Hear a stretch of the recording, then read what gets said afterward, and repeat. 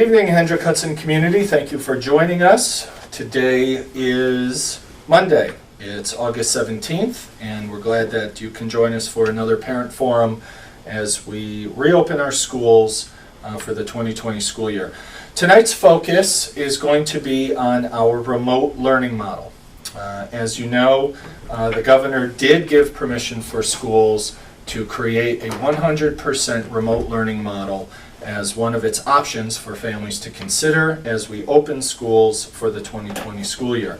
So tonight's agenda in brief is we're going to give an overview of what that remote learning model looks like, and we're dedicating the first portion of tonight's conversation to this topic because of a lot of the questions we received and because we have a deadline of Monday, August 24th for families to identify whether or not they'd like to register their child or children in the remote model. So we wanted to use tonight to make sure you understand all the ins and outs of it.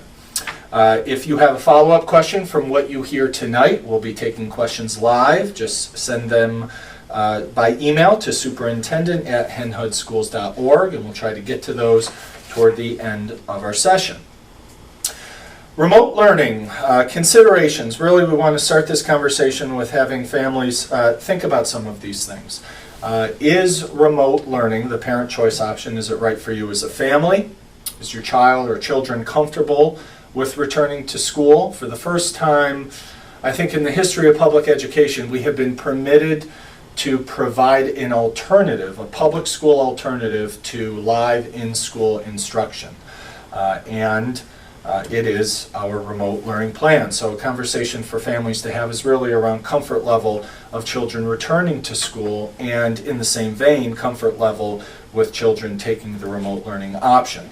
And again, this is a phrase that we've been repeating for quite some time. Now, please remember that because schools are reopening and it feels normal or it feels seasonal that kids go back to school in September, that is not synonymous with a return to normalcy. We've tried to outline in very specific measures how this school year will be different. It will be different for a number of reasons. Tonight, we're going to explain one of them, the remote learning model.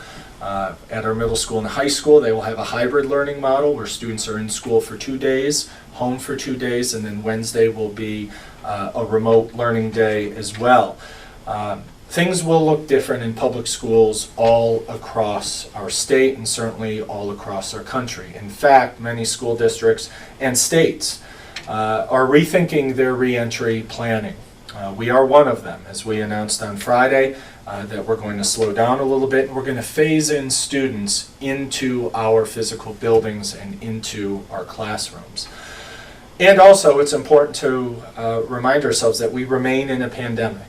That as we redesign public schools right now in terms of technology and digital learning and hybrid learning and moving between online learning and in-school learning, that we have very specific health and safety considerations because we remain in a pandemic, and I want to be sure that we always remember that. So the purpose of an online learning model is we had a lot of interest. Our last survey suggested that close to 50%, 49% of our families indicated that if the district provided a remote learning model for the first semester of school, that they would be interested in that.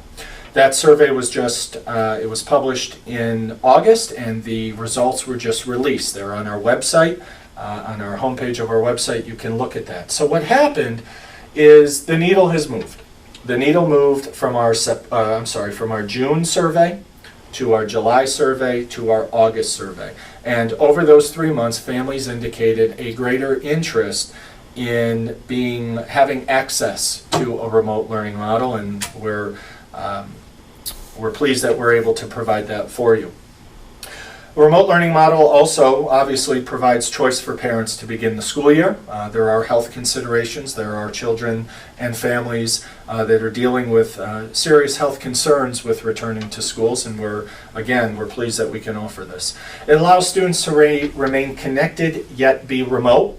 We'll talk a little bit about what a daily schedule and expectations will look like, but students who choose the remote model will be able to participate with a live teacher in a very scheduled and regimented format. By choosing the remote learning model, it also reduces capacity in our schools and our buses. We had a number of questions or concerns, and I've had conversations with families contemplating the remote model to lessen the foot traffic and lessen the number of students in buses and classrooms, and certainly that will do that. But again, we emphasize that the decision to go with the remote model is really a family decision, and it's based on family interest and needs, and certainly student needs. And lastly, it helps control the spread of the virus because we remain in a pandemic. Last spring was very unique. School districts across New York State had 2 days to prepare for online learning. While we know we had hurdles to overcome, we're also very proud of the pockets of success that we had. One of the other issues with last spring is that the governor extended the executive orders 2 weeks at a time. So when we went out in mid-March, the governor said this is a 2-week temporary timeout and asked schools to be able to try to teach remotely. We were one of many that were able to flip that switch pretty effectively and in a very short period of time. Many districts in the state were not able to. They were still printing out packets. Parents were picking them up in the school, students were completing them and then handing them in with almost zero interaction with classmates and certainly therefore zero interaction with their teachers. As a result, many districts, including Hendrick Hudson, and we'll talk about what we did during that time and what we've done since, had on-the-job training, individual and small group coaching. Laura Nyer, our executive director, including for all things instructional technology, we'll talk about that in a little bit. We also asked parents for their feedback. This was our Thought Exchange survey from July of 2020. We partnered with, I think it was 13 other school districts. It was spearheaded by BOCES. And these were the top 5 comments we received from families. Families hope that distance learning has more structure and direct face time with teachers moving forward. That regardless of the format, kids need regular contact with their teachers. Kids need goals and they need accountability. One parent commented, would like to see classes be held in classrooms and broadcast out from the classrooms so students could participate at home. If it's necessary, there must be clear standards for how teachers use it. And the 5th piece of feedback we're sharing is clear expectations for staff and students for all learning scenarios. This survey, the results of this survey, the top 200 pieces of feedback is also on our website. It's on our dedicated COVID page, and you can find it titled Thought Exchange Survey. So please check that out if you haven't. We have a number of expectations and a number of changes that parents hopefully will enjoy if you choose the remote learning model. Many of these changes are internal, but some of them are demanded by the state education department, and that is really important because the state education department in July came out with guidance on what remote learning could look like and what the mandates or minimal requirements should include. They heard from parents, they heard from teachers, they heard from superintendents. They did a really nice job of receiving feedback through the month of June as we closed schools so that we could have good data for when we open schools. So what can you expect if your child is in our remote learning model? You can expect daily, consistent, live interaction with students. The teachers will create a schedule. All students will know that schedule. There'll be an expectation to log in. Attendance will be taken. That's a mandate from the state, and we'll talk about what that schedule will look like. It will be consistent. There will be planned activities. And most importantly for families, there will be a level of predictability. There will be a flow. There will be a cadence to students' day and week while they are participating in the remote model. It will include the whole class. It will include small groups of students, individual students, but also it's important that there will be a piece of independence here. There will be opportunities for students to cut their screen time, to go apply their learning in multiple ways, and then be able to demonstrate their learning in multiple ways. This is not, and it can't be, and I repeat, it is not students remaining online for 6 or 7 hours a day and watching school. That could have, and certainly would, research-wise, have a detrimental impact on students and certainly on the system. And also we'll be receiving regular feedback you will be receiving regular feedback from teachers regarding your child's experience and their progress. Student expectations are very, very simple. You need to be there and attend. You need to participate as often as possible, and there will be accountability. There will be grading, there will be assignments, there will be assessments. Those are very important for us to underscore.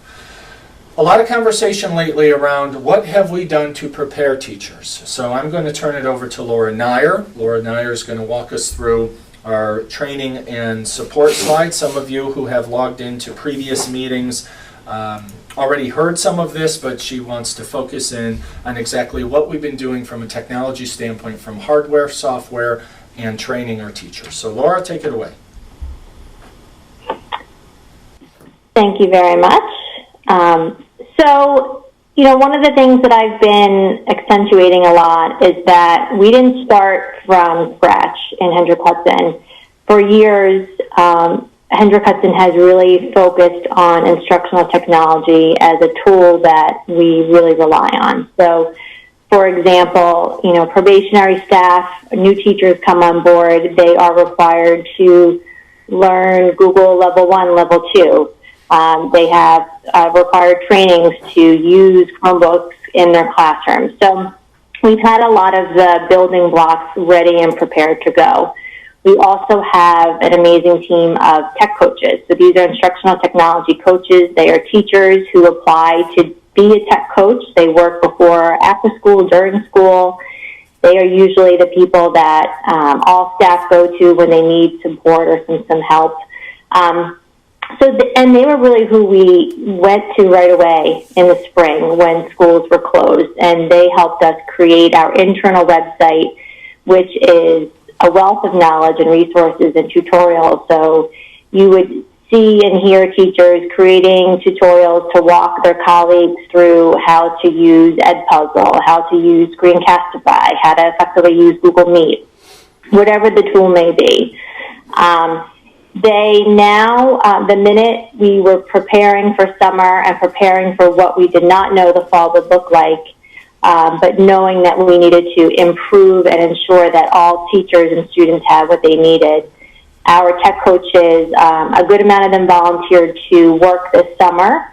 So they've been hired to do a lot of planning around support for students, teachers, and families. And they've also been helping to really make decisions about some of the software we're moving towards. They also helped make decisions when it came to purchasing Chromebooks and hardware. So our teachers have, they just began, as of yesterday, picking up their brand new Chromebooks that are touchscreen, 14-inch. The goal was that every teacher would have a Chromebook that was a little bit more advanced but could mirror what the students had, so that they, whether they're writing on screen, they're modeling something, they had that same technology. Some of the feedback we had in the spring was that it was sometimes difficult if students were on an iPhone or an iPad or some other device, and the teachers as well. So when the teachers are in their classrooms, they will have their regular desktop computers connected to their smartboard or their smart panel, but they will also have the touchscreen Chromebook, which has a microphone and a camera in it. In that the students also, we are giving out touchscreen Chromebooks for every single student K through 12, so they also have the same tools, so teachers can plan effectively to make sure that they're connecting to their students, whether they're in the classroom or at home. And with that comes training. There's a lot of software out there. K through 8, we're using Google Classroom, which we've been using for years, and for some people, they were high experts. They were using Google Classroom already. And for some teachers, this is something that they needed to learn this past spring. So we have tech coaches supporting those teachers and helping them in creating those Google Classrooms. We've even worked this summer to create some systematic concepts around what Google Classroom should look like. So families have a clear idea, students have a clear idea, as do teachers. So some of these tutorials are being rolled out to staff. Also, just again, like the software that they're using, we have tech coaches creating those technology tutorials, how to use Kami, how to use Edpuzzle. Also, this is maybe, how to use this effectively, giving some ideas. Additionally, at the high school, we're rolling out Schoology, which is an amazing learning management system that will really, I think, sort of enhance what we've already had using the Google Suite. So Again, I have high school tech coaches who have been spending time really learning about that and prepping to support and, onboard all of the staff with that. We have always had BOCES and the Lyric as great partners, and we're part of Putnam Northern Westchester BOCES Model Schools program, which is where we purchase a lot of our technology, and through that we get a lot of professional development. So that's been available since the spring and ongoing throughout the summer. Teachers, teaching assistants, all staff have the chance to find some of these great tutorials and great professional development that's out there, and we'll continue to help provide that and offer that. But again, one of the things we realized was that we really needed guides for families at home to support their students.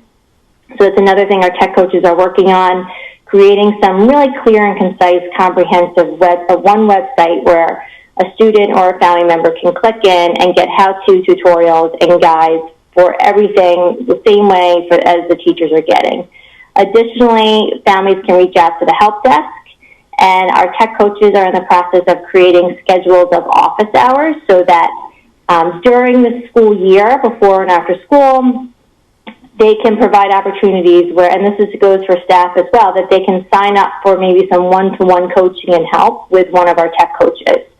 And then finally, we're going to be creating some family tech sessions. This is actually something we had thought of a year ago, and we had begun rolling it out with the public library. So 2 of our tech coaches ran a session with all of the librarians at Hendrick Hudson Free Library on the Google Suite, and the next plan of that phase was to teach PTA members, and then we were going to open up to more parents. Unfortunately, with COVID, all those plans sort of crumbled. So we're going to bring back that concept and make it a little bit more virtual so that our tech coaches can really provide, organized and centered training for families that really want and need it. But again, having the help desk available at all times and having those office hours is going to be really key in supporting our staff, our students, and our teachers. Great, thank you, Laura.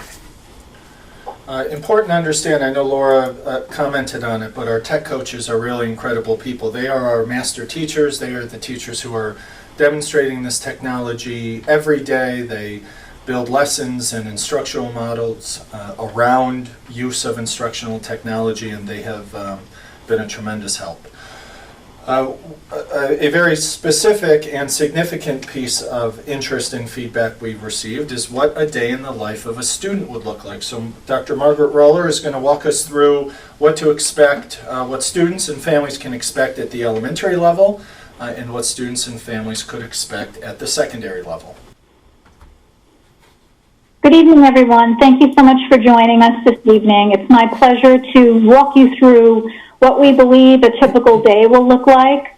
So we'll start with elementary. So in the elementary school, for students who choose to stay remote, we're looking at having 3 main content areas be the center of our focus: reading, math, and writing. I believe you can see on the slide in front of you that in elementary school, we usually start our day with a brief morning meeting. That gives our teachers a chance to greet our students, see how kids are feeling that day, and give them an introduction to what the day will be like, what learning will take place, what special activities might occur. After that, we're asking teachers to spend their day in whole group, small group, and one-to-one sessions. And much of this is at teacher discretion. Do I need all of my students together every day in Reader's Workshop for 15 minutes? Perhaps not. Perhaps you will. It depends on the grade and the concept that you're teaching. But we're planning for, and this is, again, a very rough outline, a 15-minute whole class lesson, a mini lesson, if you will, that will kick off the workshop in reading, math, or writing. And then after that, the teacher would step away and work with small groups or individual students. That would already be scheduled for parents so that they would know that my student needs to be online from 9:30 to 9:45 to work with the teacher and or a group of colleagues. That structure, if you will, is replicated across the 3 major content areas. Specials, we are looking to schedule in specials art, music, physical education, and likely science as well. And we'll work with our building principals and our individual teachers to develop that. All of our teachers will be asked to develop a remote schedule, even if they are not the designated remote classroom teacher. And that is because, as Mr. Hochreiter has said many times in our presentations, we never know when we will need to go remote.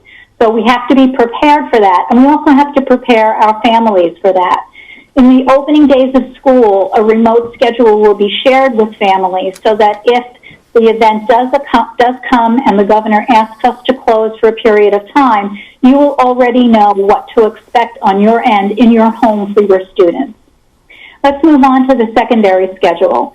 So our middle school and our high school are moving to a block schedule for both in-person and remote learning.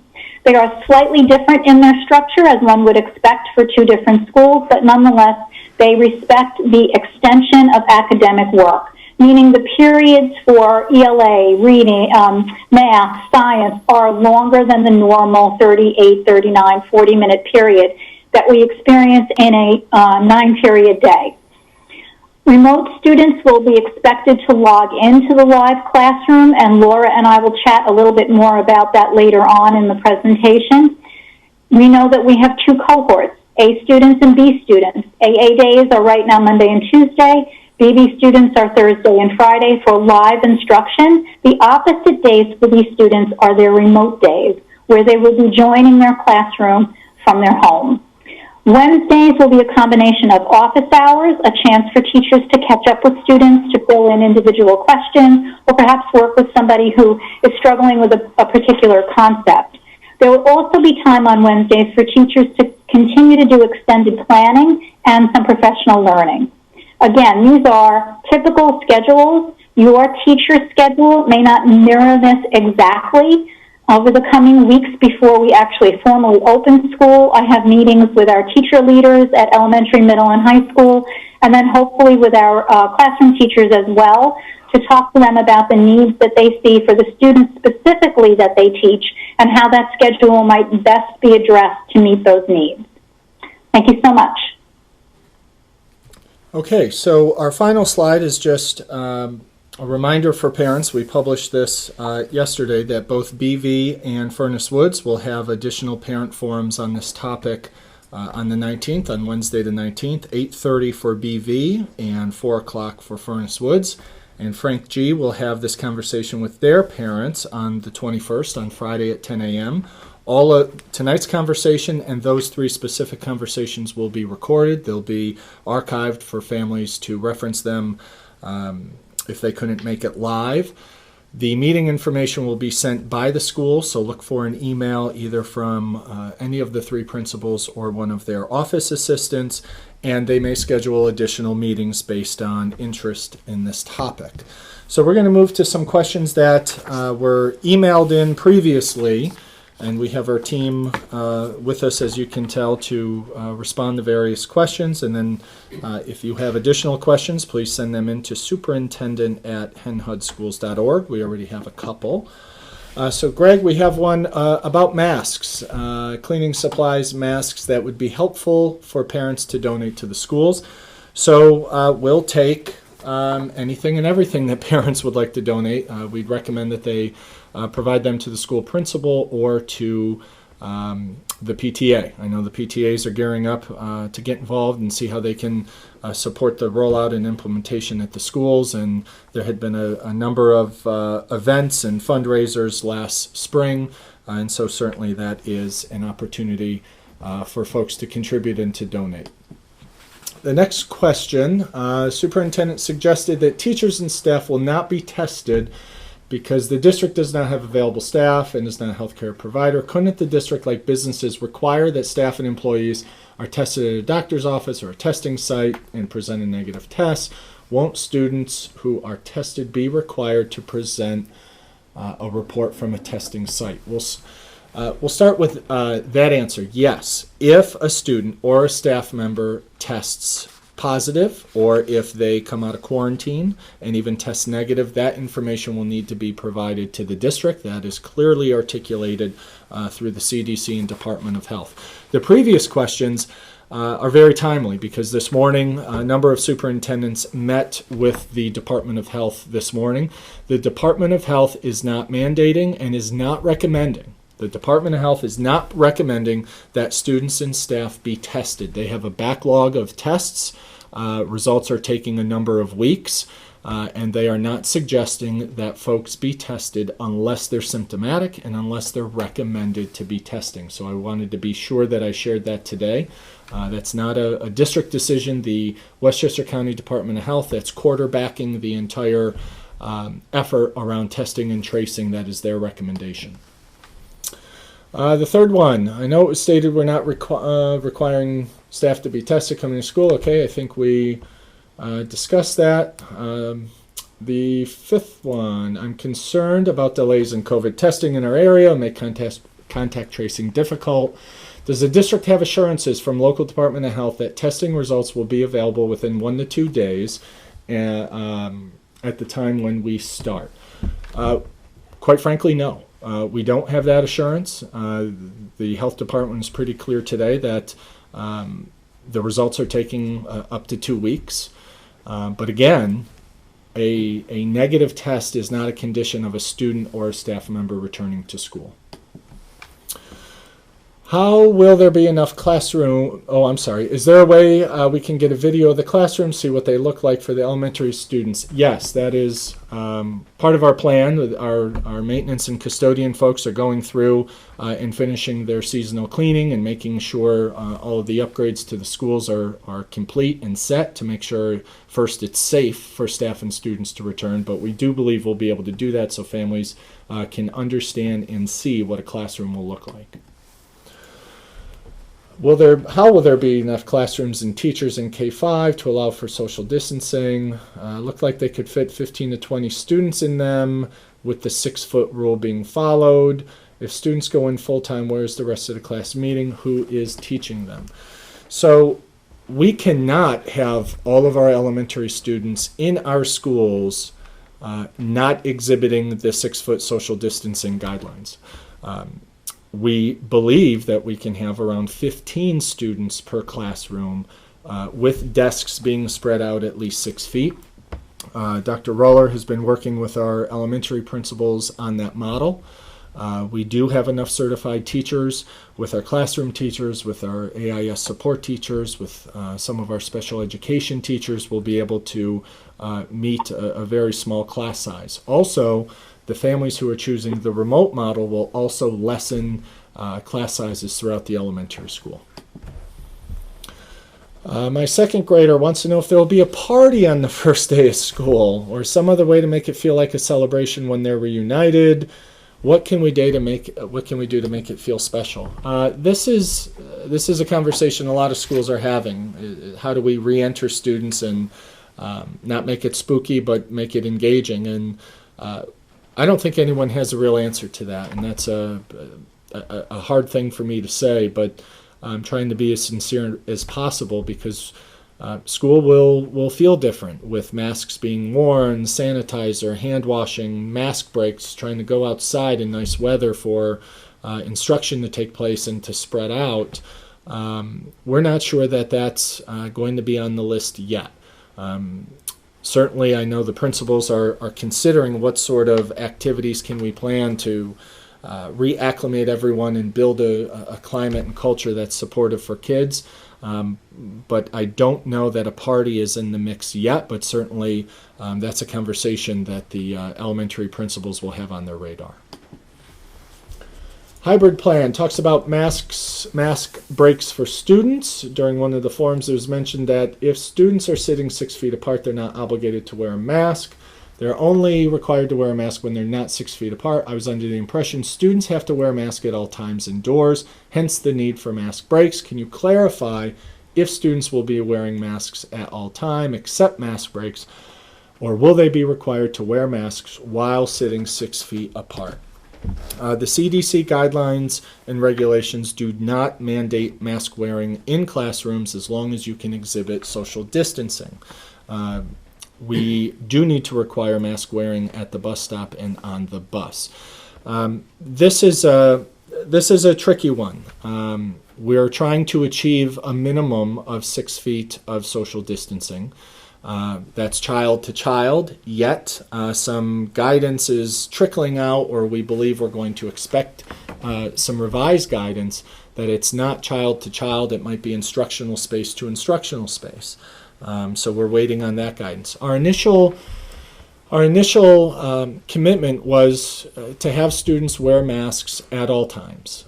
Certainly we don't want to create a scenario where anyone is the mask police, but there are also some concerns. There are some very legitimate concerns to students wearing a mask all day. We're going to ask parents to try to reinforce mask wearing as often as possible, certainly in hallways when children use restrooms, coming in and out of the building. But trying to educate a group of 12 or 15 students, if we can achieve the social distancing and achieve that in extent of 6 feet, if parents want their children to wear masks more often, then certainly we can support that. But it will be difficult for children to wear masks all day, every day. In the fall, we've had some late summers that creep into late September and early October, and we know it's going to be a challenge for many students. Our initial thought was wear a mask all day, every day, and we've realized that that's going to create a very significant challenge for students. There are also some health concerns. So if we can maintain social distancing in the classroom, it won't be required, but mask wearing everywhere else in the building will be, especially in transit from point A to point B. According to an FAQ, the district is exploring opportunities to increase filtration and ventilation systems using higher MERV filters or adding a pre-filter or HEPA grade filters. 2 weeks have passed. What are the findings? Specifically, what buildings can MERV filters be placed? So Anthony Merlini is with us, and he will join us to share an update. He's been working with our engineers on this piece, and I'll let him take it from here.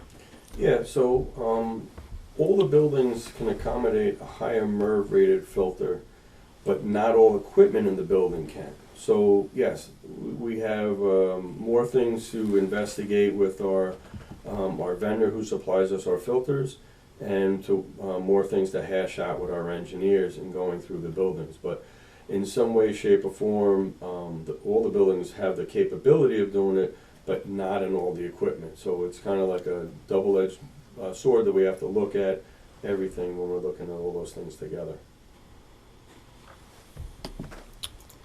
Okay, thank you. Let's see. Number 11, number 11, ventilation, another ventilation question, Anthony. Ion generators, NICEAD, so on and so forth. Do you want to take that? Yes, absolutely. So, just as you can imagine, when things are transpiring in the school districts, we're all trying to find solutions to different problems. And one of the solutions that came out during the summer was putting in ion generators. So the district had looked at them. We met with a couple of vendors, a couple of engineers, and we know that it was used in some other applications with high success. So we started down the path of installing these things in some of our buildings. During the course of that process, SED was notified that school districts were putting these things inside their buildings. So SED decided that they were going to research this a little bit further, and they decided that right now is not the time to do this. So they told everybody that if they're doing it, to stop doing it until more research is done on these products to see what can and what can't be done with these ion generators. So we have installed some. We wanted to install more, but we've stopped because SED came out with some guidelines saying that they're not recognizing that as a viable option right now. Okay. Number 12, how's the high school going to feed students in one 45-minute lunch period? The high school is planning to utilize large spaces, the cafeteria included, gymnasium, and the dome. So students will be able to spread out, be socially distanced, and certainly eat lunch without their mask on. There's a number of questions in this. This next one, number 13. Explain how much you are weighting academic, social, psychological harms of remote learning, which are certain as we've already experienced them. Lisa, I'll let you start with that. I know you have been working with many of our psychologists and social workers and counselors in areas with regards to social emotional learning and some of the mental health concerns. Do you want to weigh in on that? Absolutely. So we have been meeting since probably April to develop a plan of internally how do we work with kids and how do we work with staff to help them understand that we have to think of every child with a trauma, with the trauma of not attending school, of being socially isolated, as well as being isolated from their own community. So how would we do that to make sure that every child does not have, that no child is left out and that children are not falling through the cracks? So we have developed a plan, which is in our plan on our webpage, as well as working with the CBC, who runs our dialectical behavior therapy within our schools, which is actually moving to the elementary school this year as well. So we will have DBT in K-12 next year, as well as we will be working with training for staff, and we will be doing some parent training with the CBC to talk about trauma, how it impacts, and I'm actually finalizing some of the training with the staff at the CBC for parents, so please be on a lookout for an invitation to join Zoom. As many parents can join as Zoom can handle, and I'm hoping to record it, but there will be a day and an evening session so parents can ask questions and our experts can also field those questions. Okay, very good, thank you. Another part of this statement is around the American Academy of Pediatrics. Says, quote, it strongly advocates that all policy considerations for the coming school year should start with the goal of having students physically present in school. We agree with that. I think the decision that we have made has been echoed by many other districts, or other districts have made the decision to phase students in. There's a significant amount of training for our staff to be prepared, but also students. We are creating new muscle memory. The rhythm in a school is very standard, and we essentially are breaking that and having to create new rhythms and new systems and new protocols. The purpose of having the phase-in reopening is so we can introduce students in a more slowly and methodical way. We're meeting tomorrow to set up that schedule of what the first number of weeks in September will look like, and we'll communicate that to you hopefully by Wednesday so you understand when we would like to invite students in. It's important to understand kindergartners have never been in our schools. 6th graders have not been to the middle school, 9th graders not to the high school, and that transition activity, orientation, understanding roles and expectations, especially in light of this new normal of reopening in the middle of a pandemic, requires a little more care and attention. And that was the reason, the express reason why we wanted to phase this in. I'd also say that as well as we may have done or not done with digital learning last year, this also gives us an opportunity to make sure we are 100% ready.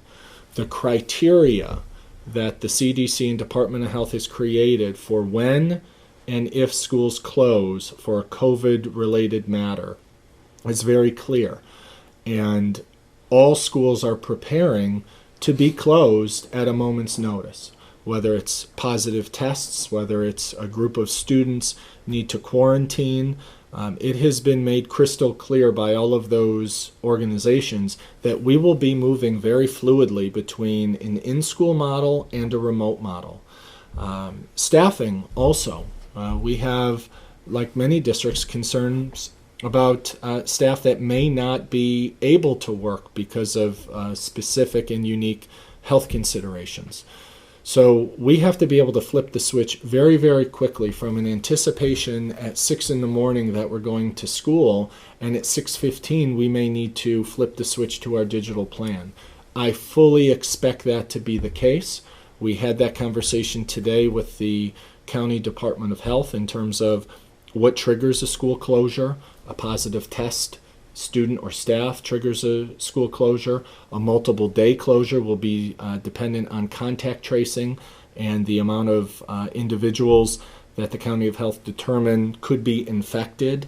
And you get to a point where you may have so few staff or so few students in school that we need to move very quickly to the remote model.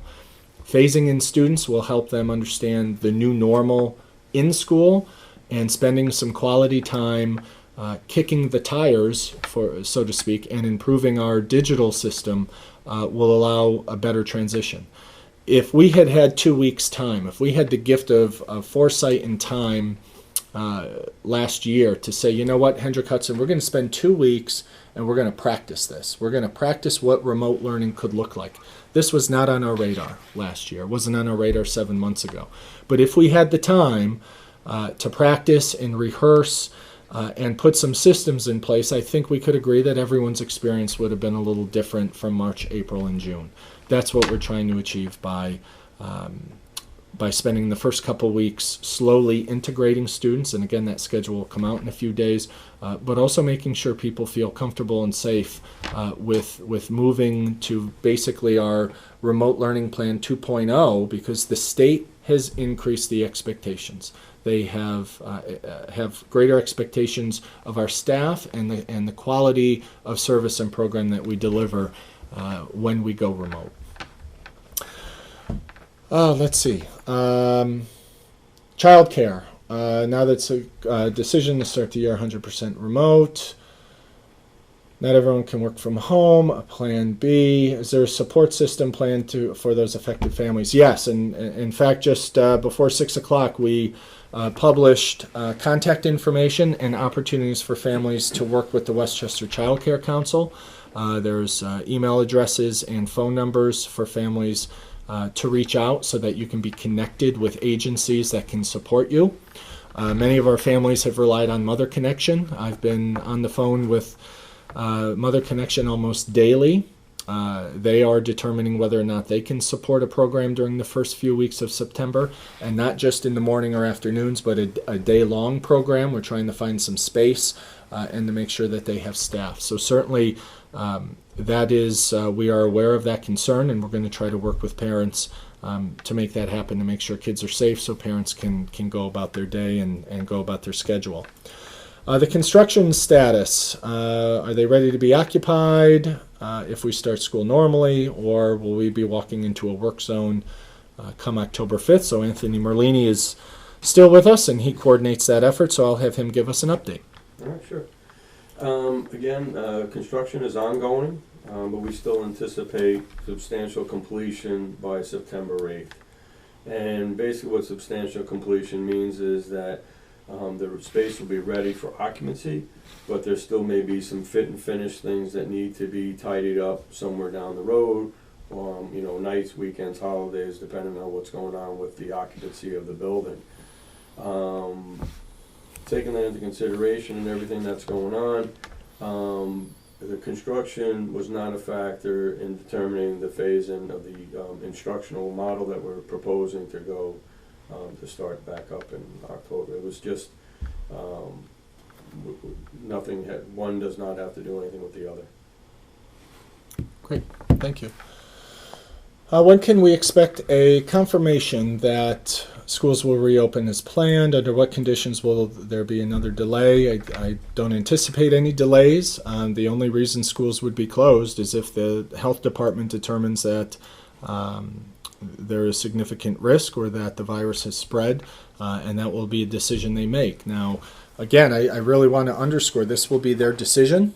They will share it with us, and then we will execute our communication plan to let families know of our intentions. But the decision to close, the duration of the closure will all be contingent on their investigation or their contact tracing. So that's why it's really important that we work on our digital plan, because not only will we be spending a chunk of time this school year in our digital plan, in our remote plan model, we're going to have to flip the switch very, very quickly.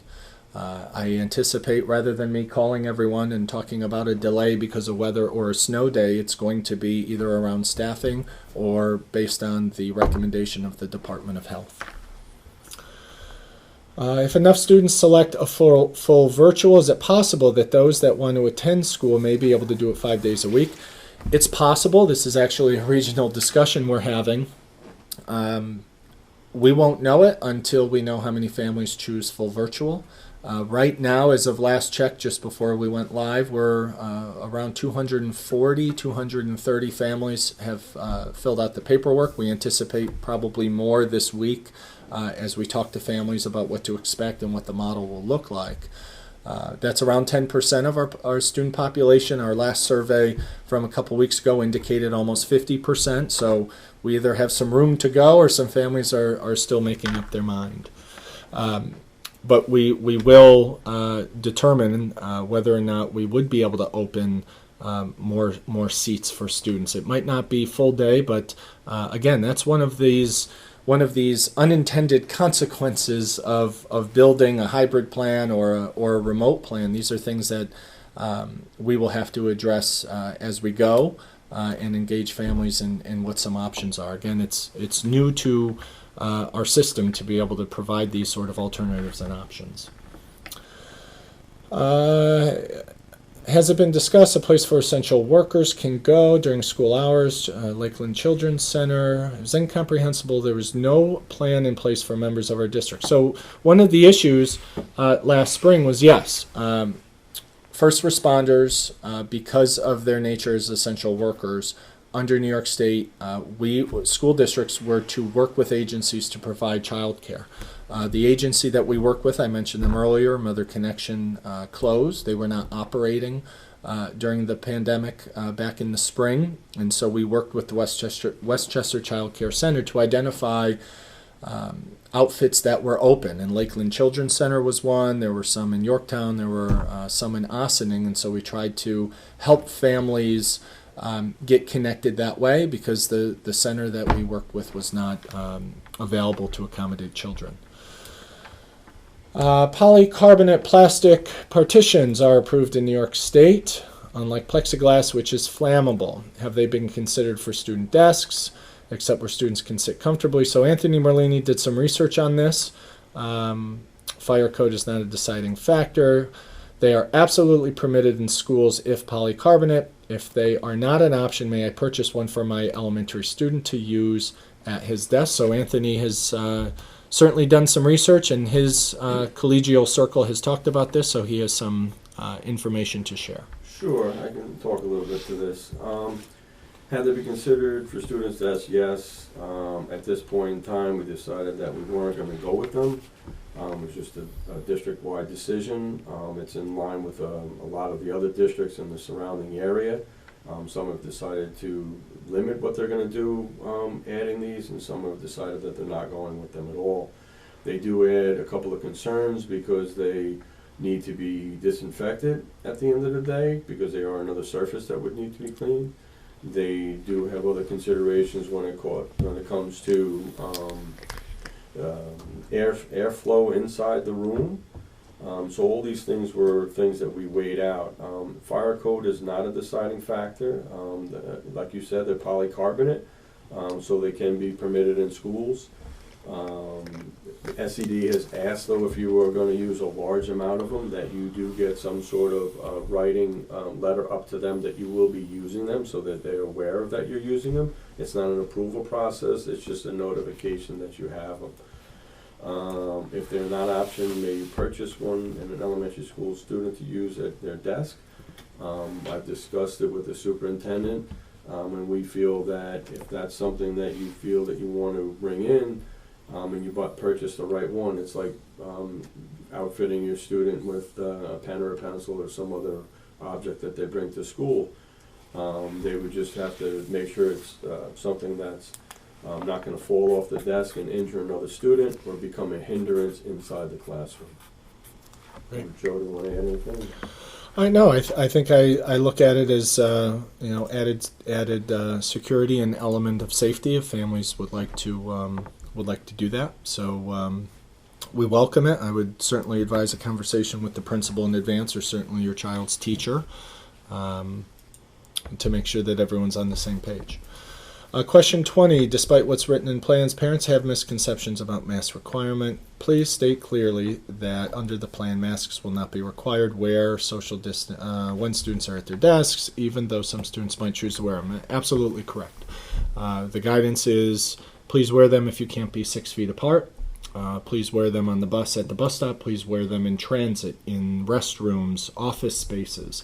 The classrooms are going to be designed and students will be spread out to exceed the 6 foot social distancing.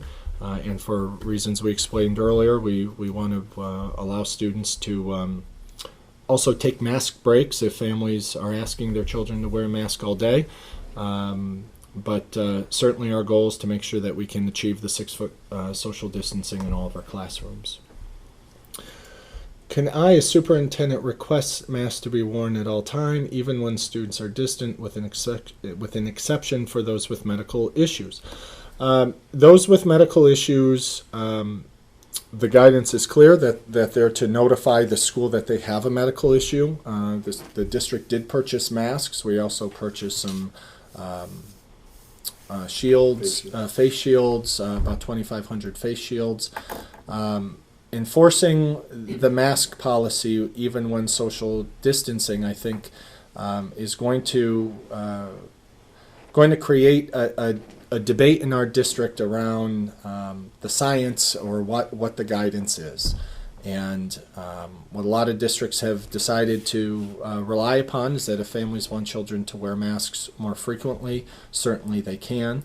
And what the district will enforce is that if we can't achieve the 6 foot social distancing, that students will not be mandated to wear those masks. A few times last meeting, the facility manager, that's Anthony, referred to disinfectants killing bacteria. COVID is a virus, not a bacteria, and chemicals that kill bacteria might not kill a virus. I know that we purchased a number of chemicals that are approved by many agencies, especially New York State, for purposes of coronavirus. Anthony, I don't know if you want to share some of those to let folks know what to expect. Yeah, I apologize that I misspoke last time I was talking about that regarding our cleaning products and disinfectants. A lot of things going on in there, a lot of things in my mind, so I just wasn't clear on that. But I can guarantee you our cleaning products have a COVID virus claim. We use an Ecolab A456 product and a number 57, which is a hydroperoxide product. Both of them have a COVID virus claim, so we're using them for the correct application, and they do take care of what we're trying to achieve. Great, thank you. How will the district verify ventilation is adequate? Will air in various areas of buildings be checked with instruments like carbon dioxide detectors, so on and so forth? So I know we'll go back to Anthony. He's been working with our engineers on this. There have been a lot of questions around MERV filters and air quality, and I'll let him take this question. Sure. And going back and forth with the engineers and reviewing what we have, the equipment that we have, there's a host of things that are transpiring this summer to replace some of the equipment that we have, repair some of the equipment we have, and enhance some of the equipment that we have. So we're going to verify that the ventilation equipment is adequate. It's designed that way. It's designed to be adequate for the purpose that it's intended for. So we're not putting anything in the building that won't be adequate for the purpose that we're trying to achieve. In terms of checking it with instruments like a carbon dioxide detector to determine how quickly airflow is being circulated, I don't know that you can necessarily do that without having the building occupied. So to check for carbon dioxide, you need something there producing carbon dioxide. So if the classroom is just there and we're running our equipment, yeah, everything's going to look great because it's not occupied. But we will work with the engineers, and we will work with our maintenance staff, and I will work with outside vendors to have everything checked, looked over, to see that our equipment is actually functioning. I know in years past, where we have had issues with poor ventilation in areas, we've checked with carbon dioxide detectors in the morning and then we've come back and later on in the afternoon, after the area's been occupied, to see the difference between the morning to the afternoon, to see if there is a problem with carbon dioxide building up inside the room from being occupied. So where we can, we will check. Where we can't, we'll try to figure out some other means and methods to determine if our ventilation equipment is working appropriately. Great, thank you. The district has 5 nurses, 1 for each building. Given the shortage of substitute nurses, what is the district's COVID plan for when the nurse is absent during instruction? Lisa Schuckman is our executive director for PPS and works closely with the nurses. And I know this has been on her radar, and she's been working throughout the region. So Lisa, I'll let you take this.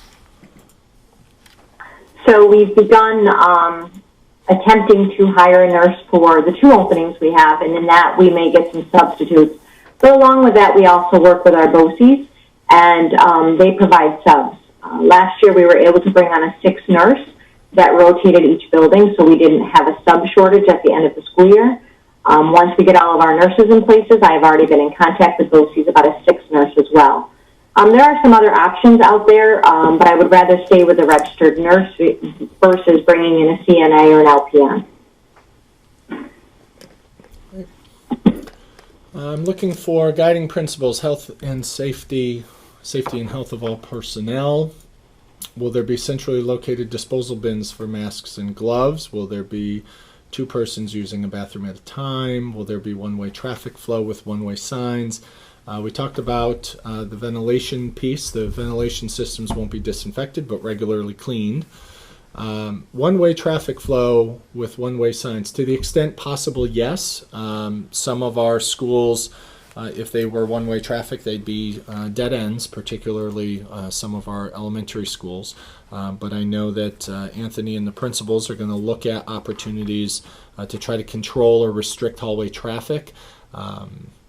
Some of the proposed schedules that include passing time at the middle school and high school, so it's staggered. So we'll try to direct traffic as best we can one way, but there are situations where we won't be able to achieve a 100% one-way traffic. Disposing masks and gloves. We hope students don't dispose their masks, but we will have proper disposal in nurse's office. We already do for certain medical equipment, and we'll continue to do that there. What resources, training, and personnel will the school provide to support social, emotional, COVID-related needs? So Lisa touched on that a little bit early. So we'll move on to the next one.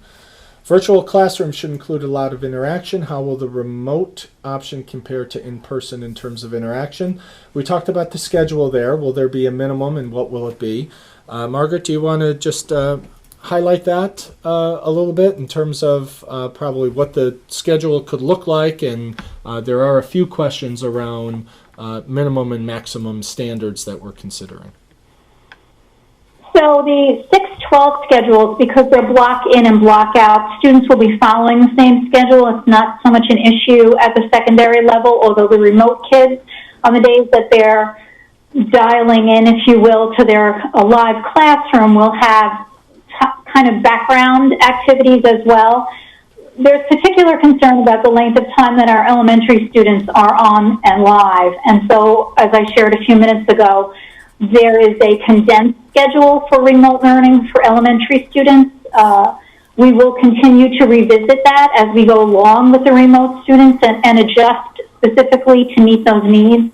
We want to make sure that we're delivering the best possible instruction that we can deliver to those families that have opted to remain at home, while also not keeping 7, 8, and 9-year-olds online for 6 hours at a time.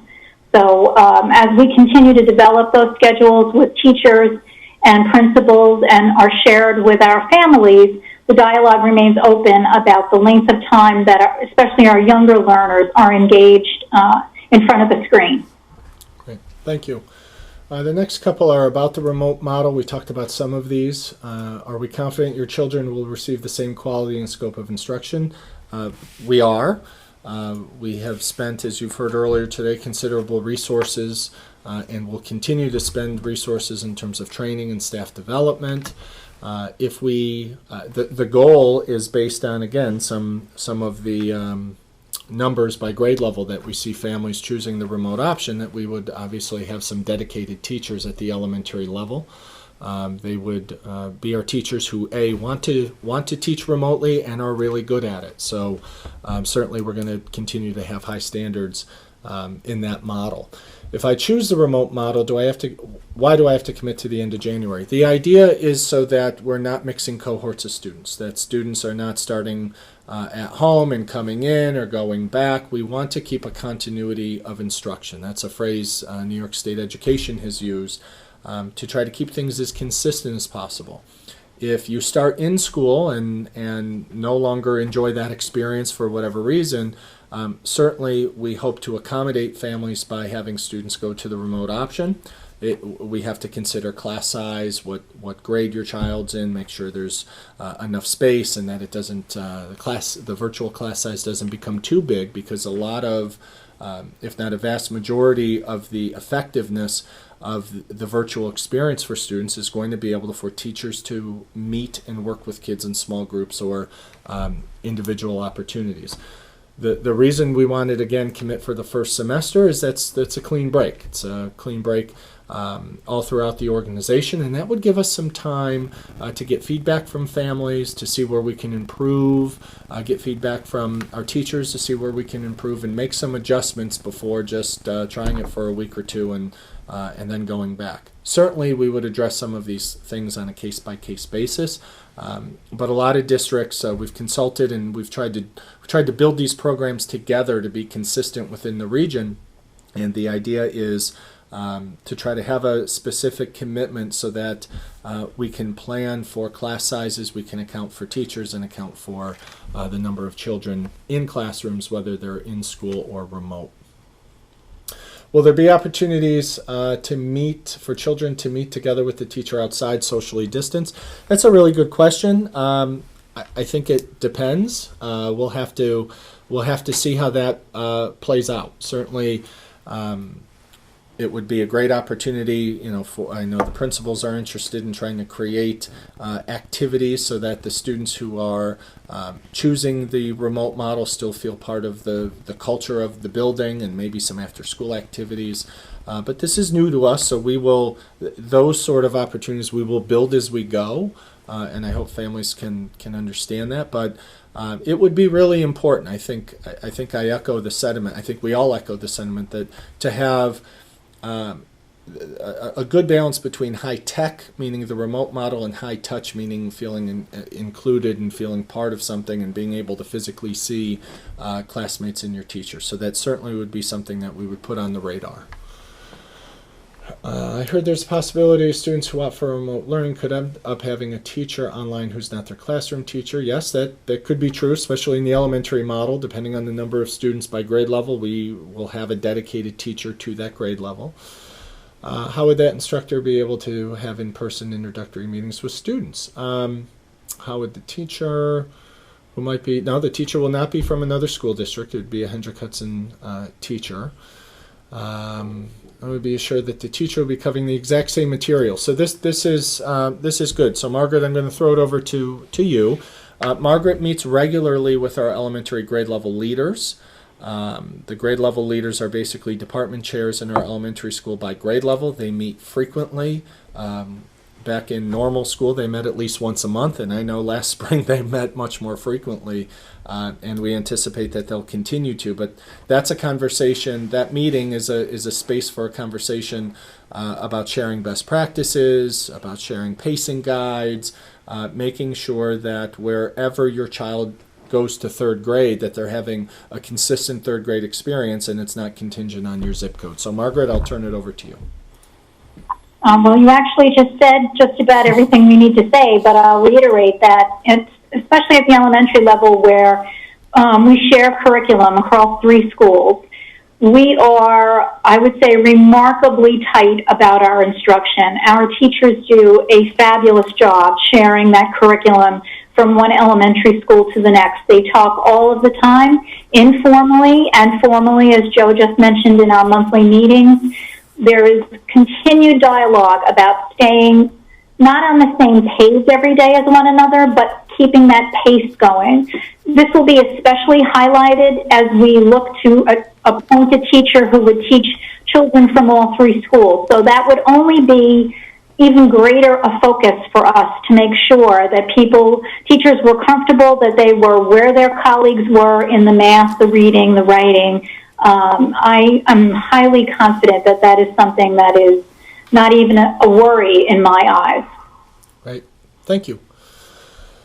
We'll go to number 32, grading and assessments. How will grading and assessments be conducted remotely? Can you honestly tell which kids are doing the work with their parents' excessive help versus those who are neglected and struggling to even get online? Those will those factors be considered? I think that there's an incredible opportunity here with remote learning and how remote learning may be with us, or may be a piece of what public schools do even when we get back to normal, whatever that looks like. For a long time, educational research has asked us to think about authentic assessments. And if you think of math or English or social studies or science, we think of assessments as taking a test and regurgitating information. Some science assessments are hands-on; they're labs. It's performing. Music, art; those are performance-based assessments. This is a field of educational research that's taking off, and we're working very closely with our colleagues in BOCES to be a part of that. But imagine if a student wasn't taking a 15-question quiz, but was having a 10-minute or 15-minute discussion with their teacher on what they knew and trying to elaborate to their teacher on what they learned in a more authentic way. So I believe that we'll get really good feedback from kids. I also think that it's going to be a partnership with families. I know that our school counselors and social workers and our principals and teachers worked incredibly hard in terms of outreach for students who weren't as engaged or connected as they needed to be. But as Margaret said earlier, and as we're echoing, the remote model takes a high level of parent participation. Not that the parents are the teachers away from school, but they're working with us to make sure that there are accountability measures and to make sure that assessments and feedback is legit and that we have a really good measure of student progress over time. What are the time commitments that parents should expect to be overseeing or helping kids remote learning by grade? Those of us without children have flexibility in the timing. So Margaret, do you want to touch on that? I know when you did a day in the life you spoke a little bit, but do you want to just one more time for those that may not have joined us earlier talk about very quickly the elementary and the secondary piece? So yes, I'll say again, and I don't mean to keep reiterating this, so I apologize, but we do believe, we firmly believe that every kid should be in school. That is the absolute goal that I have when I approach this work with my colleagues over the summer. Knowing that that is not possible due to social distancing, and understanding that children at the secondary level are more capable on an independent level than elementary students are, we have the AABB model at secondary. They are traveling through their normal schedule.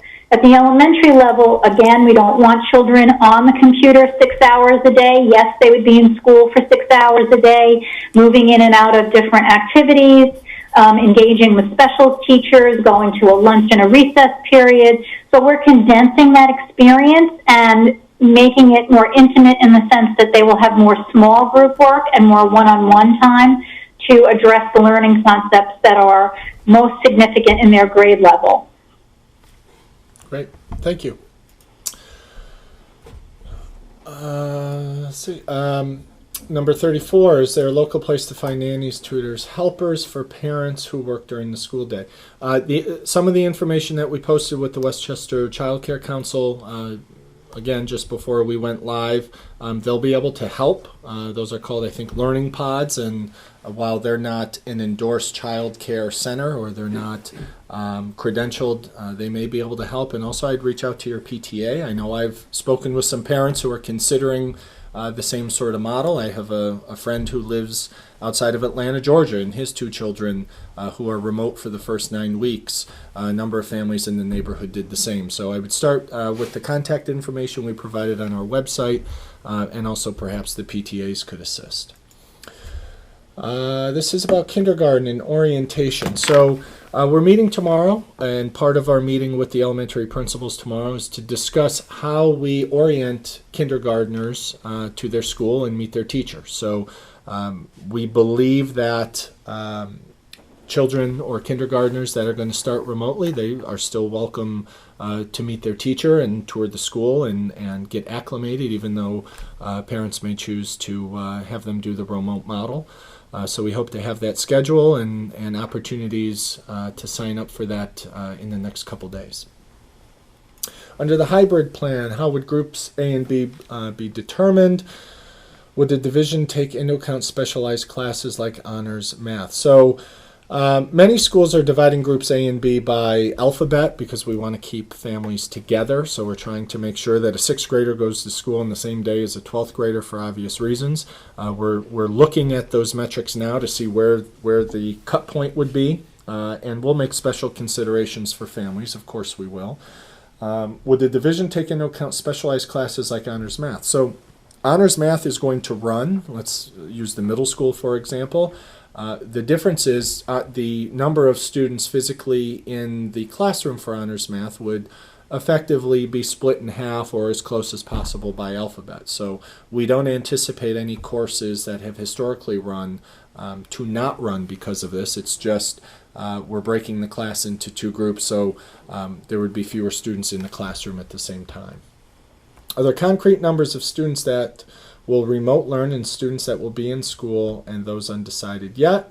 We sort of answered this, that if there are enough children that stay home, can we take their seat?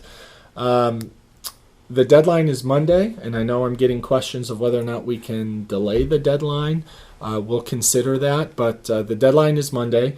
Like I said, we anticipated somewhere around 40 to 50% of families signing up. We're around 10% now. I think families are still making their decision and hearing from us, and want to spend this week going to their elementary meetings to maybe learn a little bit more.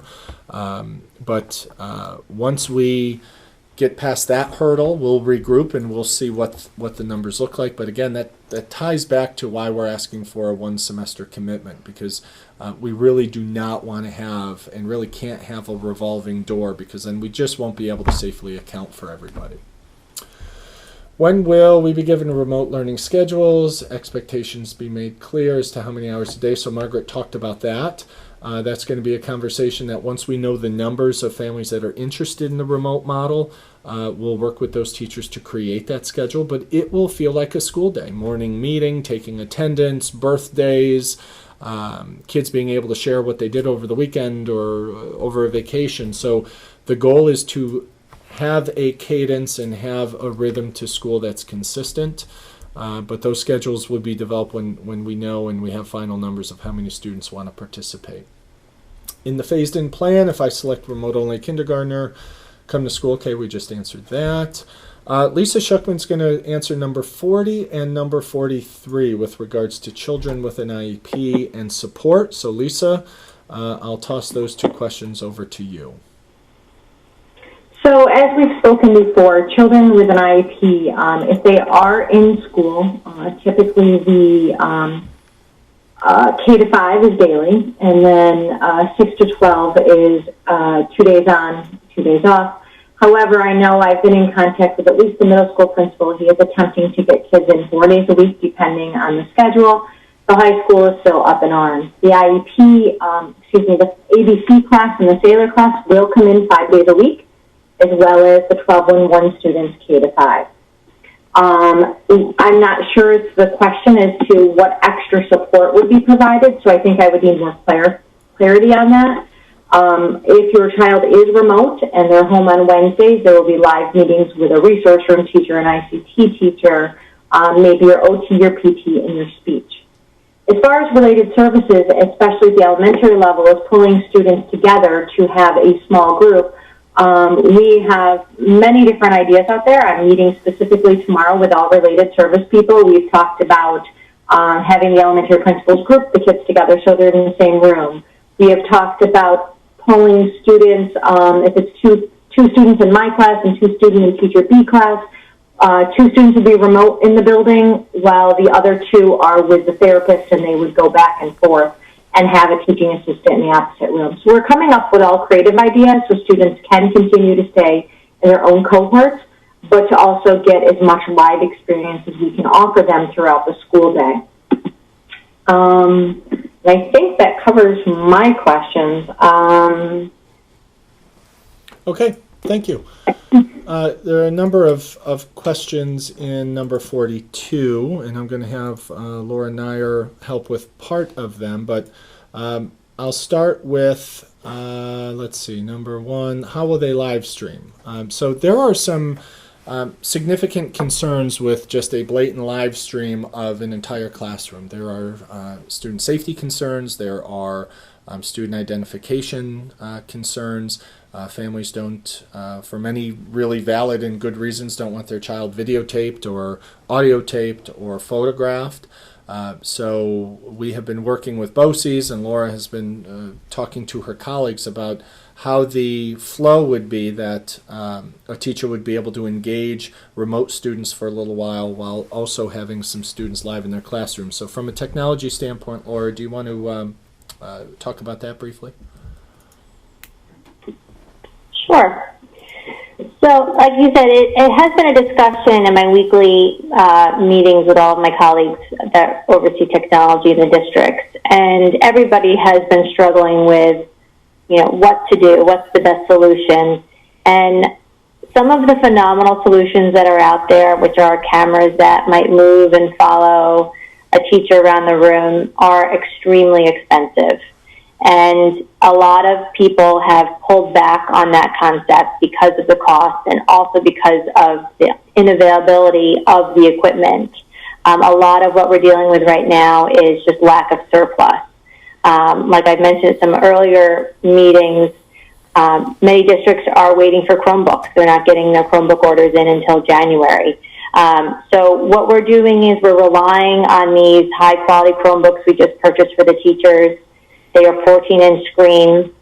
They have a microphone. They have a web camera. So that is going to be the real tool in the classroom for that kind of communication. And the fact that each student will also have a Chromebook, that will be another form of their communication. Great, thank you. Who's training the teacher how to teach to kids, in person and remote simultaneously? It seems ineffective and practical, difficult for teachers. The time for training will be in September. This is new. This is new for many districts. The idea being in a block schedule with more than an hour of instruction time, that there will be students live and there will be some digitally, and Margaret shared what that schedule would look like, especially for the secondary students, that there'd be activities for them to complete remotely and independently, and there will be some some ebb and flow to it. In terms of what happens on Wednesdays, we're going to hash part of that schedule out throughout the week. We know that families have asked for time for students to be able to reconnect with teachers, whether it's a concept of office hours or we have a rotating schedule on Wednesdays. We also know that we want to have ample time for teachers to reconnect and collaborate together. And a lot of districts who have moved to this model of a block schedule with Wednesday not being completely scheduled, there's a lot of wiggle room, and we want to see what those needs are.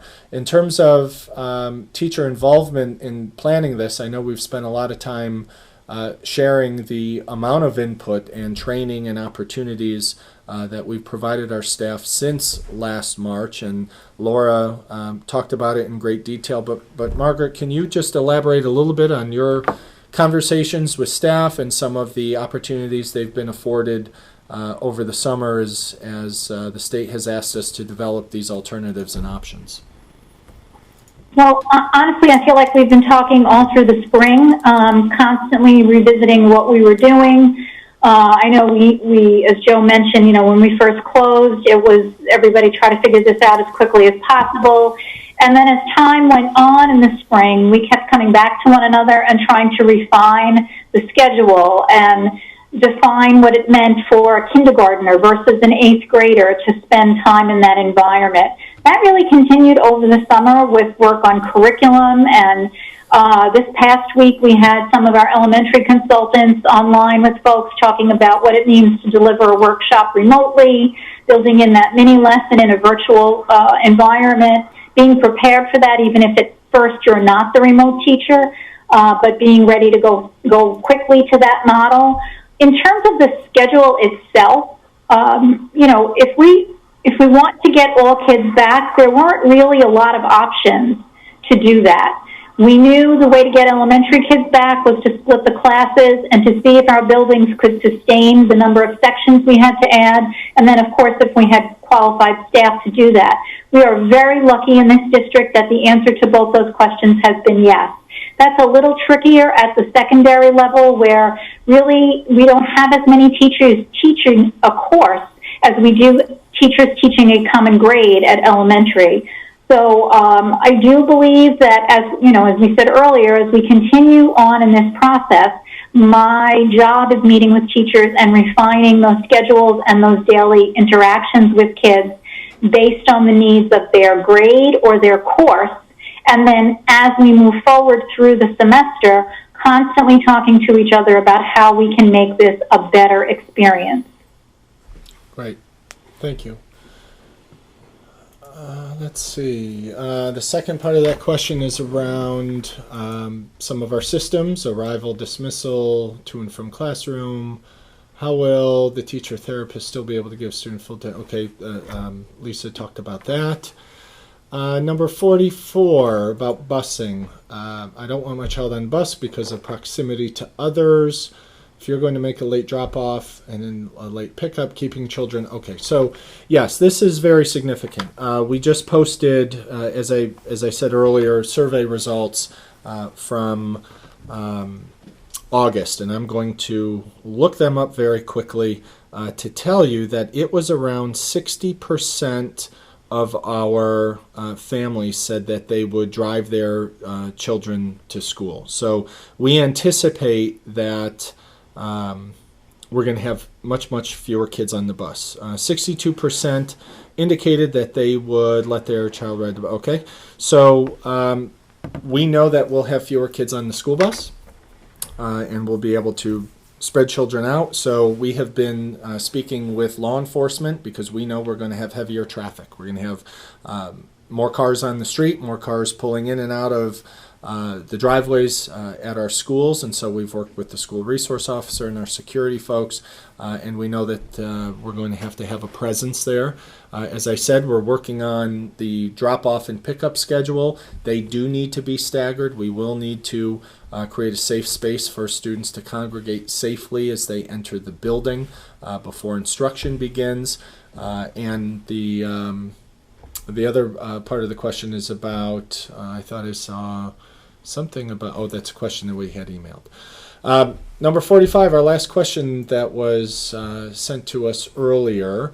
Would it be helpful if parents volunteered to bring their kids to and from school? Yes, it would. It would reduce the number of children on the bus. What we will be doing toward the latter part of August is we identify the number of students that are taking the remote model. We will take those students off of the in-school roles. We will take them out of our transportation system, and then our transportation folks very quickly and efficiently will be able to run the bus routes. And we'll get those out to families so they can expect when they'll get picked up and when they'll get dropped off and what bus number they'll be on. And that is the question I saw. Yes, so we can plan the bus schedules. That's exactly correct. And so part of this begins with we need to know who wants to come to school and who's going to choose the remote model, which is really today's conversation and the conversation throughout the rest of the week. So we did receive about a dozen or so emails that came in. So I will zip through them. Some of them were answered. Some of them are repeat questions. Let's see. Margaret, I'll turn this over to you. We have a question from Larissa Berkman, who wants to know about the type of training that our teachers will have or have had with regard to the hybrid model. Tech coaches are doing a lot of work. I know that schools are contracting with outside consultants to do this. Also, since teachers are only 10-month employees, when will all of the training happen? So if you want to weigh in on that real quick.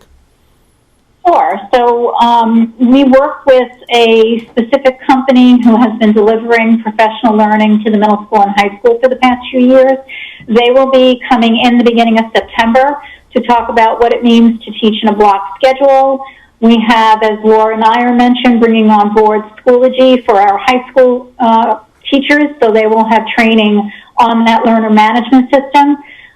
There have been a number of offerings throughout the summer from BOCES, really dedicated to content area. So what does it mean to teach social studies in a hybrid schedule? What does it mean to teach ELA in a hybrid schedule?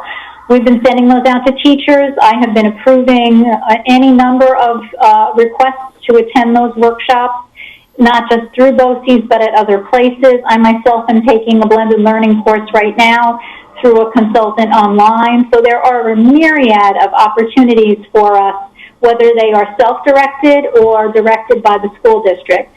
As you mentioned, our teachers are 10-month employees, and that is really why the bulk of the training to get us up and running in September will take place over the coming few weeks. And it is why many school districts are delaying the entrance to school so that we can make sure that all of our staff has access to quality professional learning. Great. Thank you. A question from Jessica Van Decker. Is this presentation regarding remote-only expectations that choose the 100% model, or is this what we can all expect the first few weeks of instruction and any additional periods of time that we are virtual? Correct. So we wanted to dedicate a part of tonight so parents can understand what to expect if they choose for their children to have the remote model for the first semester. But these standards and criteria and expectations are for whenever we are virtual. So again, if the health department closes us down for any number of reasons, this would be what families could expect. Remember, middle school and high school kids will follow their bell schedule. They will log in live and see their teacher and some classmates. We'll have the model as well for elementary students. So yes, that's also part of sort of coming full circle. Part of the phase-in approach was to bring students into the building in small groups in a safe way to rehearse the new systems, but also to make sure that our remote plan is also rehearsed. And these will be the same expectations starting school in September. Absolutely. Good question.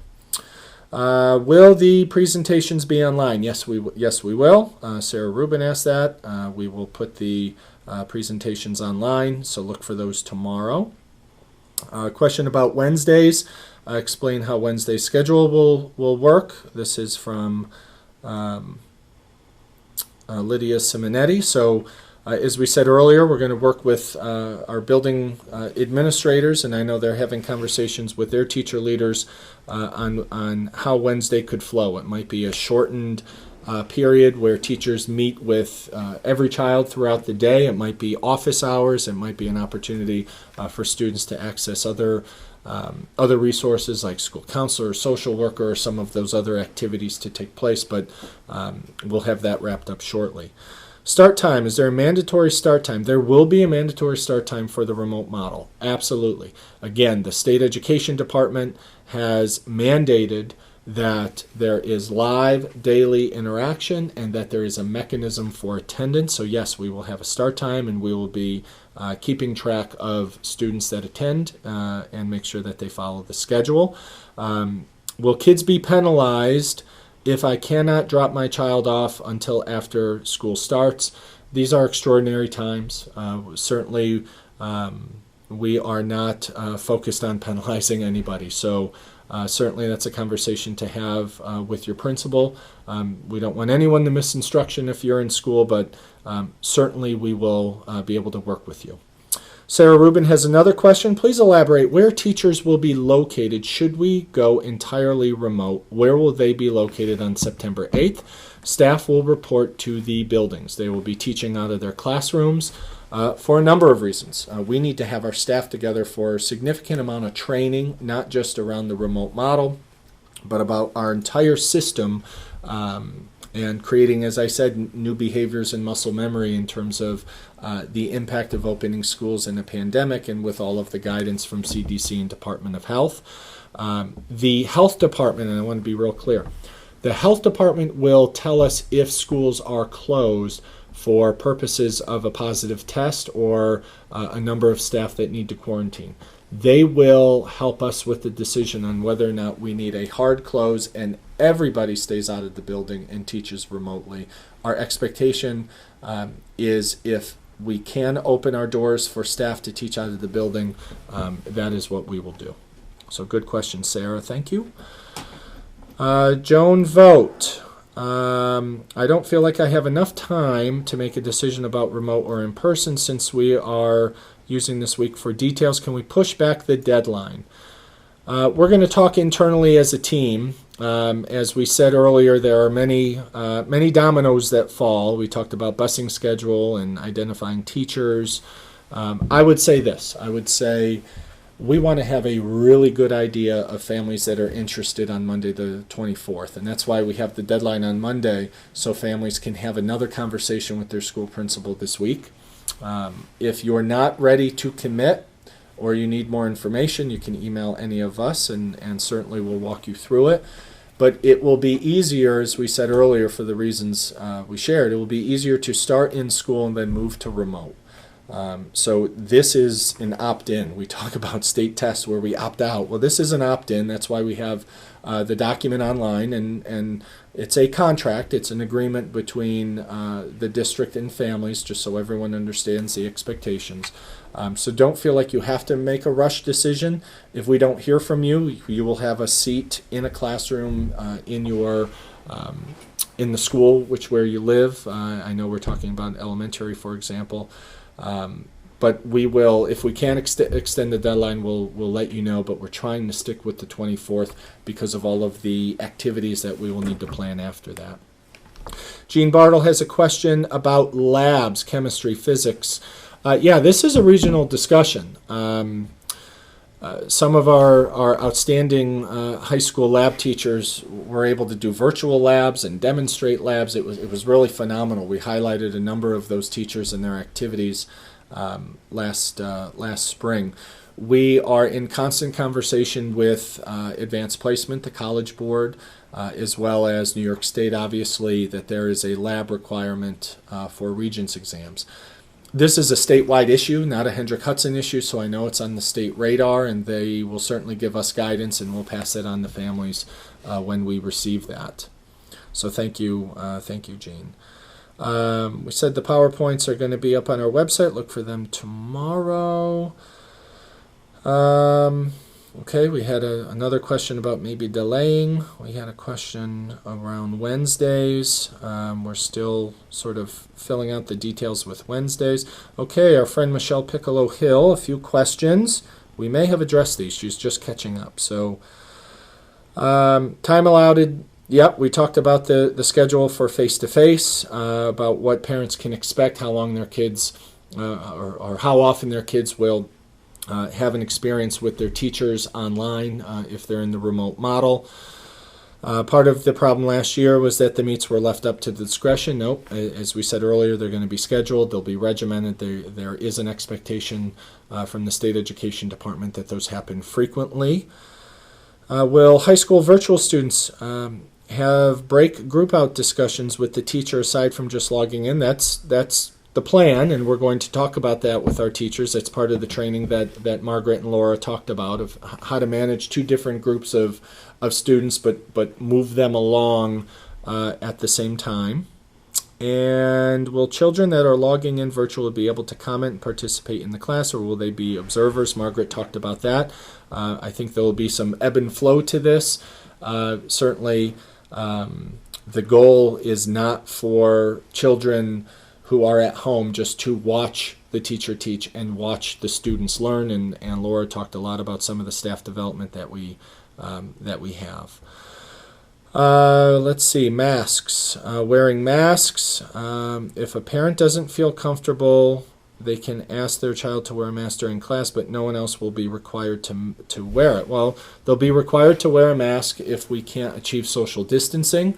Children in the classroom, in terms of the class setup, we are ensuring that they will be socially distanced, and that families are going to work with their children, and certainly us, if they want their child to wear a mask more frequently than not, and that we're going to provide opportunities for breaks. So thanks. That question is from Fred. We have a couple questions. Lisa, I'm going to engage you. A couple special education questions, so I'll read both of them and then you can respond.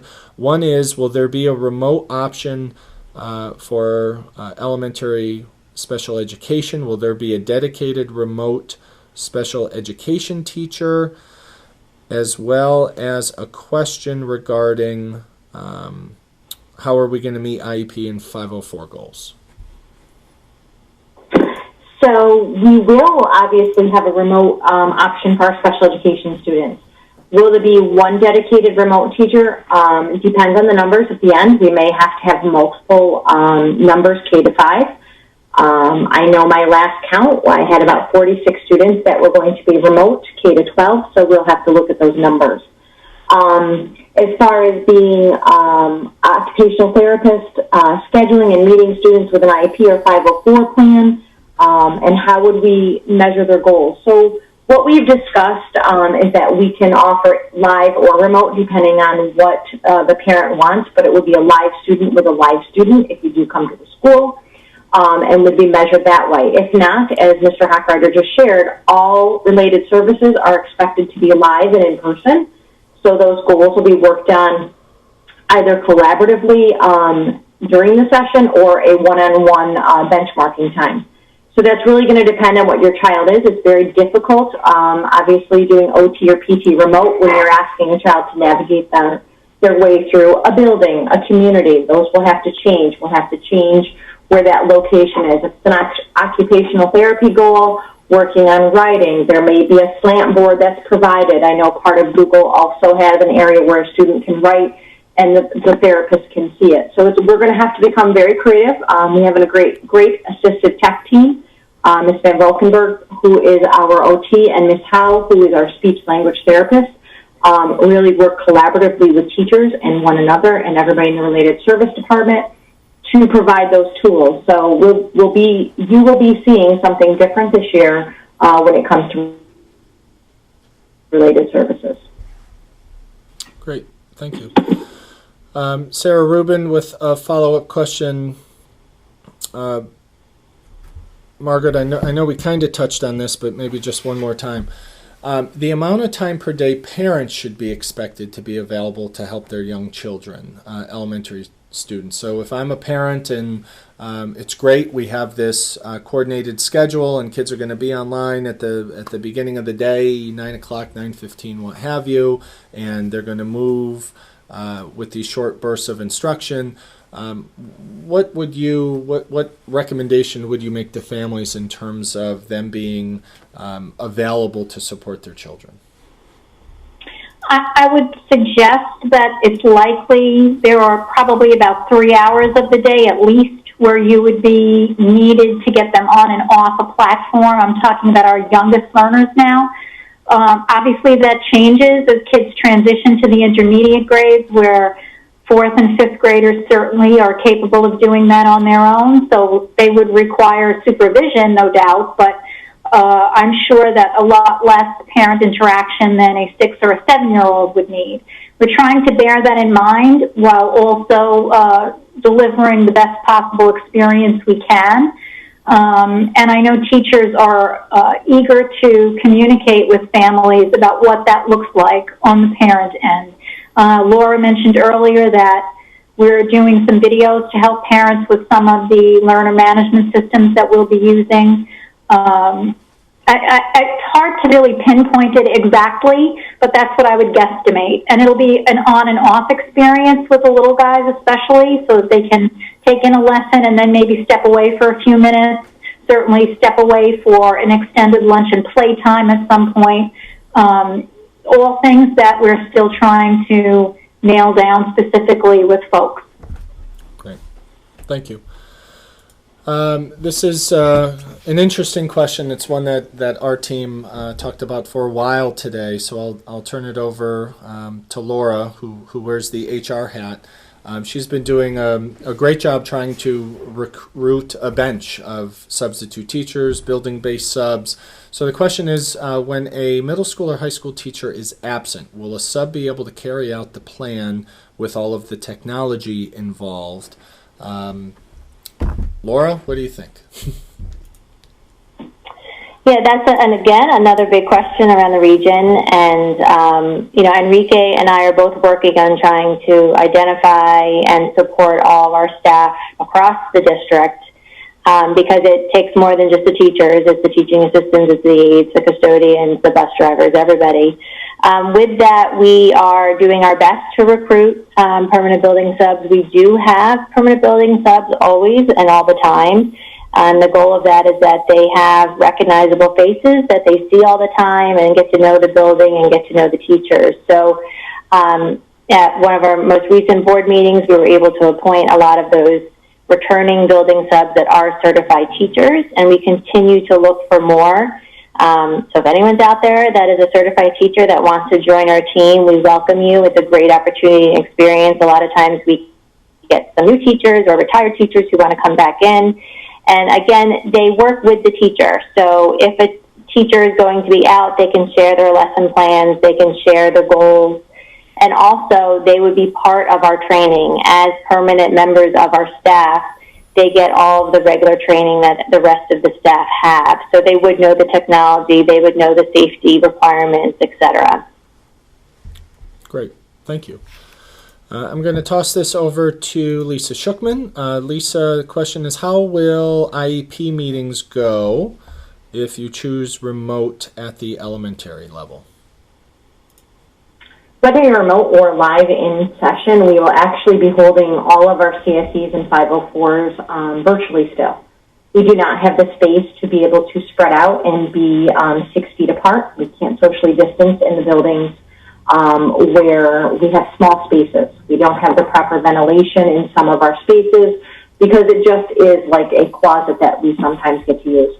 So we will continue using the same method this school year as we did in the spring. I think it was pretty effective as far as making sure that everybody was able to participate. We were able to call parents in, and some parents actually felt it worked better because of the fact that they were able to not leave work. They just had to step outside for a few minutes. So I think the virtual route is the way we'll go through the rest of the school year. Great. Thank you.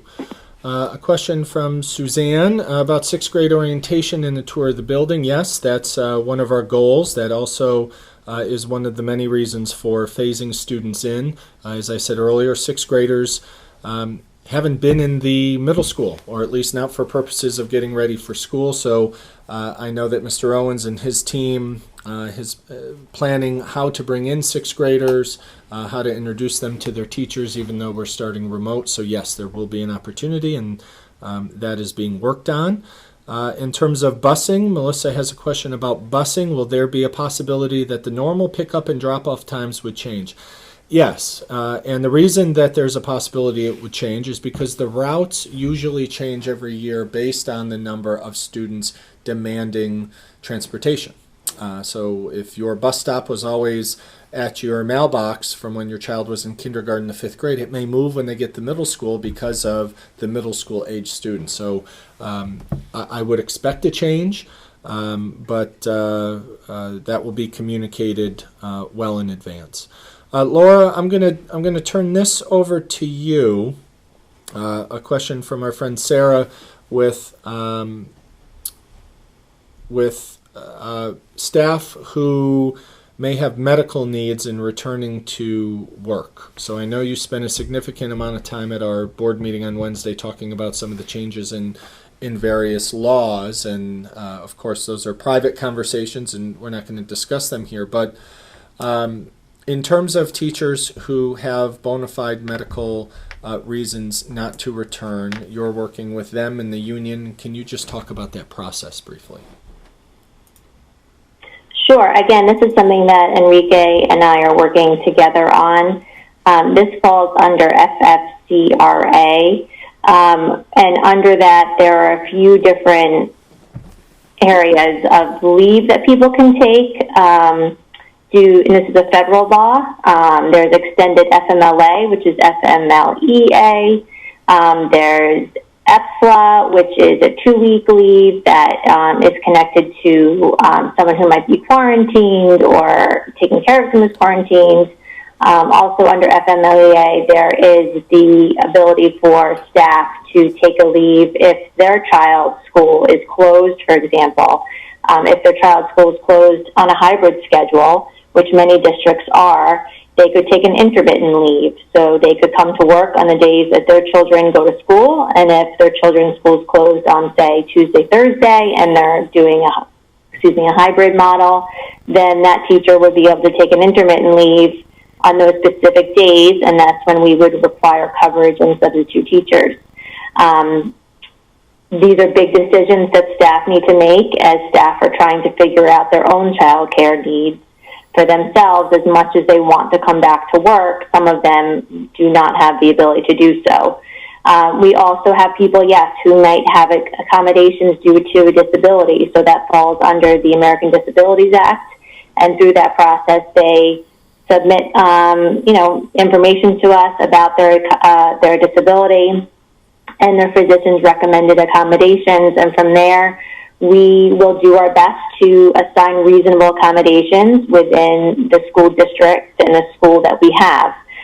Sometimes accommodations are not feasible just because we can't create positions for staff, or we can't, take teachers away from kids because that's the primary function of their work. But it is a very challenging time right now. There are people who are scared, who are ill or have, serious disabilities. And then again, like I said, with childcare, that's a big issue for a lot of people who have young kids at home that are not able to go to their school 5 days a week. Great. Thank you, Laura. Margaret, I know you touched on this, maybe just one more time, our friend Joan. The remote learning activities at the elementary level, live art and music. Okay, so we haven't finished the conversation around what that looks like with our elementary principals yet.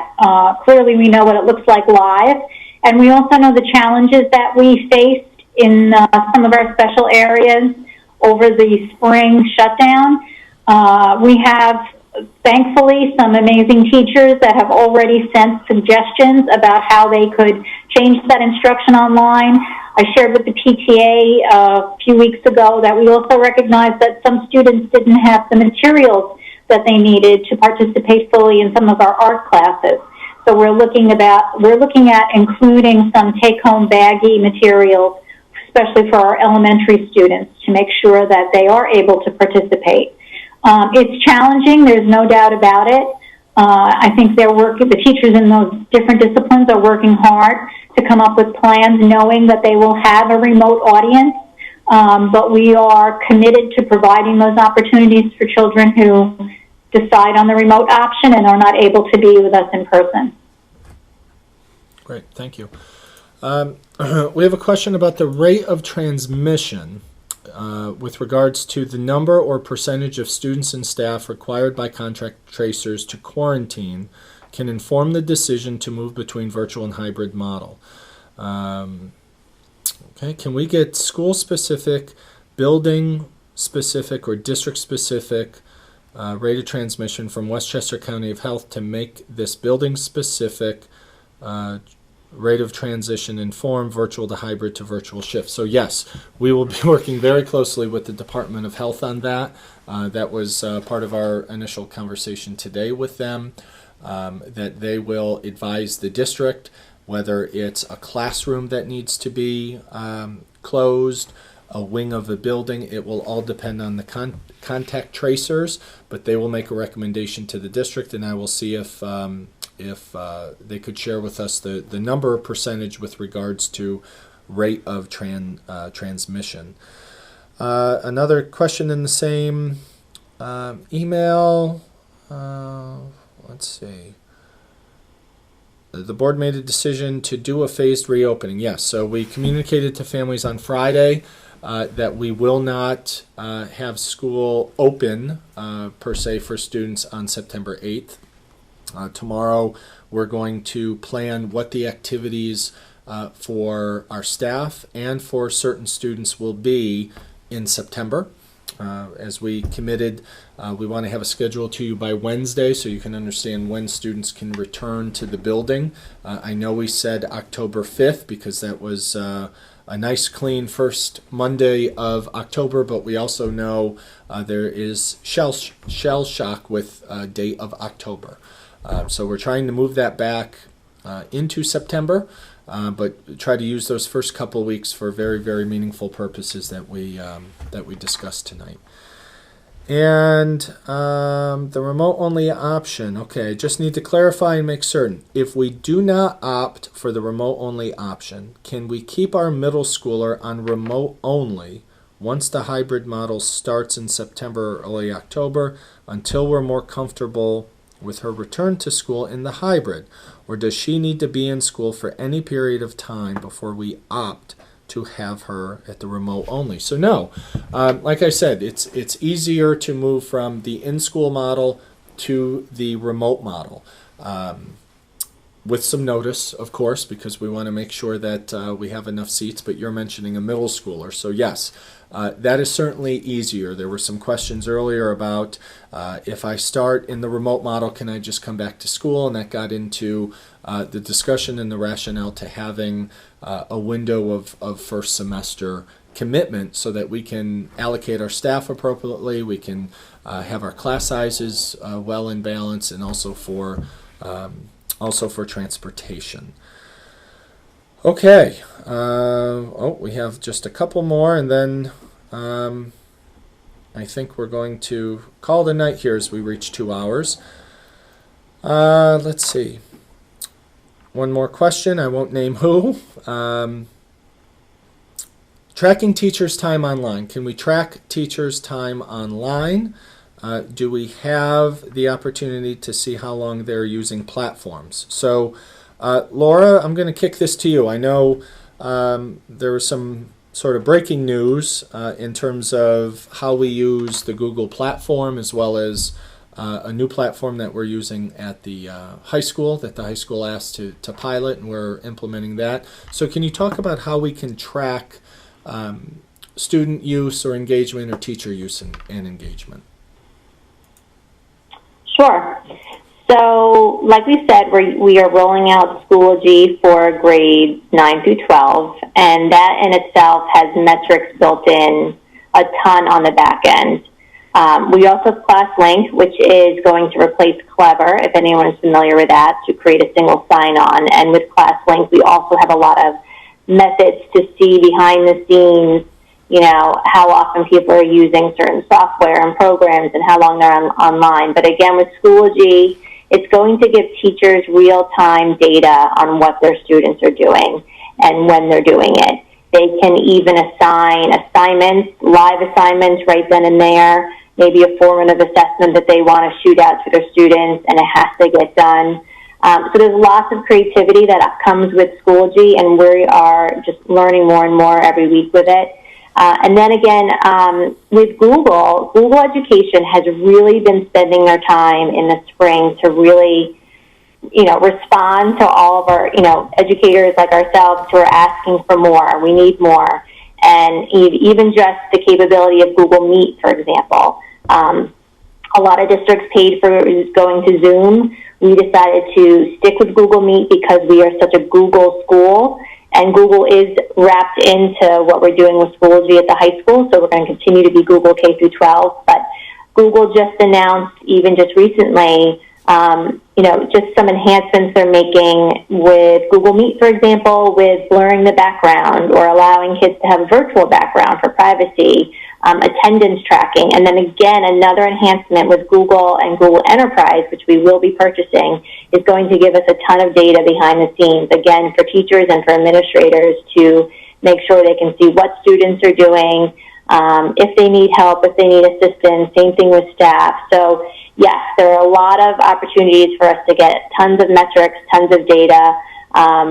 It's going to, take time to learn how to identify all of that, but it looks like all of these companies are realizing the need and they're answering it. So Google just did a huge release last week, and so it was really exciting to be able to see some of these new enhancements, and we'll be learning more as the next month. Some of it will come out in September. Most of it will start in October when they roll over to the full enterprise suite. Great, thank you. And our final question as we reach our 2-hour plateau. Let me find it. Temperature check. So yes, a new mandate for children and staff to come to school is that there needs to be a screening, a multi-question screening around symptoms. Have you traveled to a hotspot? Have you knowingly interacted with anyone who had symptoms or tested positive? So many districts, including Hendrick Hudson, invested in an app, a real-time app, and we will send that information out to parents. You download it on your phone. And before your child comes to school each day, there's an attestation. There's, I think, 3 or 4 questions, and you just check, hopefully, yes, yes, yes, because if you don't check yes, then per the guidelines, they're not eligible to come to school. There also is a temperature attestation, that their temperature is not more than, I believe, 100 degrees. So that is a new wrinkle, but yet a very important wrinkle. The state believes that in order to control the spread of the virus, that we need to have that attestation. In some cases, we may do a temperature check at school. We did purchase many thermometers, but it would create, we believe, an unsafe environment for the school to be the first and only temperature check. So that is a new wrinkle to coming to school this year, and that's a very important one. So we're working with the technology company. It's School Alerts or Anonymous Alerts. It's a company that's been around for a while. They have 2 platforms, one for the health and welfare piece, but also school safety, which will be phenomenal. We're excited to work with them. Many districts in our region work with them, but there will be information that we email to everyone about how to download the app, how to use it. On our back end, your responses, of course, they're confidential, but your responses will go to any number of people in the school to make sure that we have real-time accounting for students that are coming through our doors, have gone through the attestation, and are approved to come to school. And that approval is new, but very necessary. So, thank you for joining us. Throughout the last week, we've tried to make some modifications to make these presentations a little more personable. We know that this isn't the best way to hand out information and certainly not receive it. You all have made that feedback very clear, and we appreciate that feedback. So we're trying to use technology to close the gap and not make it feel so techy. So we'll continue to seek your feedback and make some adjustments. But again, if you can join us, if you are a Furnace Woods parent, we hope that you can join us on Wednesday at 8:30. I'm sorry, if you're a BV parent, we hope you can join us Wednesday at 8:30. Furnace Woods parent, 4 p.m. on Wednesday, and Frank G will be Friday at 10 a.m. This conversation will be recorded and posted, and those 3 conversations will also be recorded and posted. And the goal still at this time, and we've heard you, but we're still shooting for August 24th to ask parents to decide. So as you know, we have a significant amount of planning that needs to take place after that. If we do adjust the timing, we'll let you know. We know that this is an important decision, but again, if you're still on the fence, you have opted in by default to the in-school model, and you can leave that at any time. But if you are ready to make a decision, we ask that you go online, you fill out the form, because a lot of organizational decisions need to be made based on that data. So thank you for joining us. We hope you found this informative. Thank you to our team who have joined us, who've been able to go an inch wide and a mile deep with your questions. We'll continue to take your questions and try to respond to them just as quickly as we can. And if we get questions chunked by theme, we are updating our FAQ on our website, and we hope to see you at one of these meetings this week at the elementary school. Thank you very much and enjoy your night.